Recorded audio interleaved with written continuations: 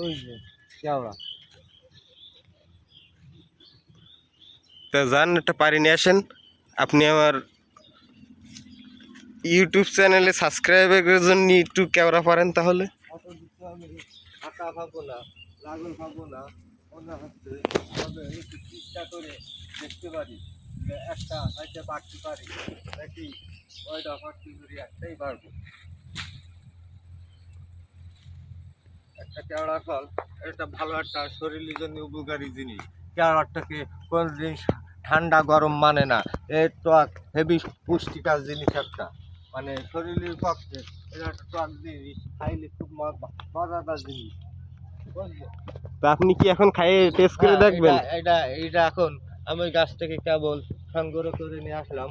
হ্যাঁ সেটা তো। এটা আমি পরিষ্কার করে, এটা সুন্দর করে পরিষ্কার করে মুছে, কারণ পানি নাই, ধোয়ার জায়গা নাই।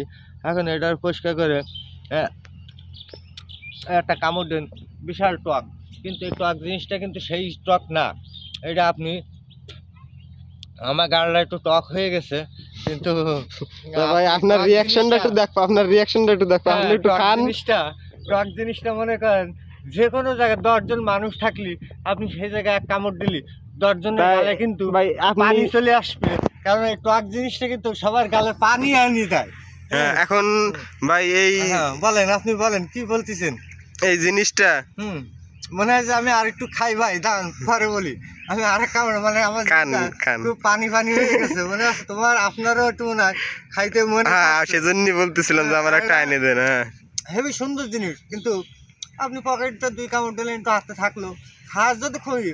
ভাই এখন আপনি একে 10-এর মধ্যে কত দেবেন, কত পয়েন্ট দেবেন 10-এর ভিতরে? হ্যাঁ, 10-এর ভিতরে আপনার যা ভালো বোঝেন আপনি সেটা করেন, আমি তো আর ভাই বুঝি টুঝি নে। না 10-এর ভিতরে আপনি একটা পয়েন্ট দিতে পারেন না যে মার্ক পাইছে এত 10-এর ভিতরে, 1 থেকে 10-এর ভিতরে কোনটা? 5-6 এরকম হতেও পারে। 5-6 মানে তার মানে এখনো ঠিক মতো পাকে না এটা। না না না, এটা পাকলি, ও এটা আমি মানে ভাই ইংরেজিতে আমি একটু বুঝি কম, হ্যাঁ না বুঝলেন? ঠিক আছে, সমস্যা নেই ভাই। বতি পাকা এটার কথা বলছেন তো? হ্যাঁ হ্যাঁ হ্যাঁ তা এটা মনে করেন আরো টক হবে এটা। এখন কিন্তু টক হয় না কম, এখন টক মানে আছে কিন্তু চলবে, ভাই। কিন্তু এর আরো টক হবে, কিন্তু পাকলে মজে যাবে একদম আমের মতন। এই কেওড়ার হুম। প্রতিক্রিয়া কি তাই বলেন? এই কেওড়া দিয়ে কি কি কি কি করা যায়? এটা যাদের ডায়াবেটিস আছে তারাও খাইতে পারবে, এটা ডায়াবেটিস জন্য সবাই খাইতে পারবে। টক জিনিসটা, অনেকে আম খাইতে পারে না, মিষ্টি, হ্যাঁ টক আম খাইতে পারবে, কিন্তু তাও খাওয়া মিষ্টি, কিন্তু কেওড়ার টকে কোনো ক্ষতি নেই। কেওড়ার টকটা এমন জিনিস আপনি সবাই খাইতে পারবেন। তা কেওড়ার টক বানাইতে হবে কিভাবে? এরকম ডাইরেক্ট খাবে না অন্য কোনো প্রসেসিং আছে? এটা হ্যাঁ, প্রসেসিং তো অবশ্যই আছে। এটা রাইন্দে খাওয়ার জন্য সবচেয়ে সুবিধে কি, এর প্রথম পরিষ্কার করে ধুয়ে পরিষ্কার করে একটু সেদ্ধ করতে হবে।